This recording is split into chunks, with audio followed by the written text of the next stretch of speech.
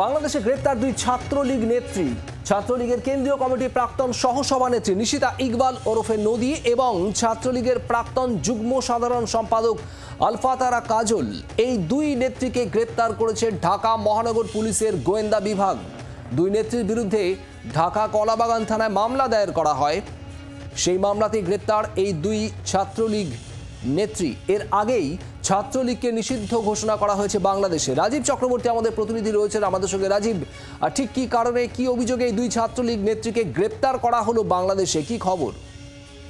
শুভদীপ, বাংলাদেশে এই মুহূর্তে আইনের শাসন বলতে যা বোঝায় তা আক্ষরিক অর্থে নেই এবং আমরা জানি যে বাংলাদেশ জুড়ে সংখ্যালঘুদের উপরে অত্যাচার শুরু হয়েছে এবং আমরা আজকে খবর দেখিয়েছি যে বাংলাদেশের তরফ থেকে পাকিস্তানের সঙ্গে সখ্যতা বাড়ানো হচ্ছে এবং সেই সখ্যতায় তারা ভিসা যে নিয়ম তাদের আরো ইজি করছে, আরো সরল করছে। আর পাশাপাশি আমরা দেখেছি যে একের পর এক নেতা নেত্রীকে তারা গ্রেফতার করছে এবং বাংলা জন্য জয় বাংলা স্লোগান দেওয়ার জন্য যারা একটি ছাত্রলীগের অনুষ্ঠানে যোগ দিয়েছিলেন, যারা স্লোগান দিয়েছিলেন জয় বাংলা, তাদের গ্রেফতার করা হয়েছে। তুমি যার কথা বলছো তিনি ছাত্রলীগের নেত্রী নিশিতা ইকবাল নদী, তাকে গ্রেফতার করা হয়েছে। তিনি আওয়ামী লীগের ঘনিষ্ঠ ছিলেন এবং তিনি ছাত্রলীগের নেত্রী।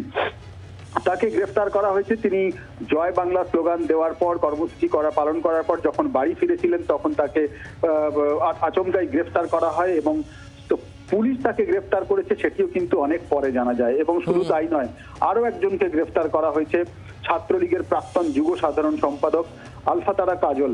দুই নেত্রীর বিরুদ্ধে ঢাকার কলাবাগান থানায় অভিযোগ দায়ের করা হয়েছে এবং মামলা দায়ের করা হয়েছে এবং সেই মামলার বিস্তারিত তথ্য এখনো পর্যন্ত এসে পৌঁছয়নি। কিন্তু যেভাবে ছাত্রলীগের নেত্রীদের গ্রেপ্তার করা হচ্ছে তাতে অন্তত বাংলাদেশের আইনি যে ব্যবস্থাপনা বা বিচার প্রক্রিয়া, শান্তি শৃঙ্খলা সব নিয়ে বারংবার প্রশ্ন উঠছে এবং পুরো পরিস্থিতির উপরে নজর রাখা হচ্ছে। তবে যেহেতু বাংলাদেশের অভ্যন্তরীণ বিষয়, তাই ভারত এখনই এ বিষয়ে কোনো মন্তব্য করতে চাইছে না বা বিবৃতি দিতে চাইছে না। তবে বাংলাদেশের অগ্রগতি যেদিকে হচ্ছে, ঘটনা প্রবাহ যেদিকে এগোচ্ছে, তাতে মনে করা হচ্ছে তারা আবারও পূর্ব পাকিস্তান হওয়ার লক্ষ্যে এগিয়ে চলেছে।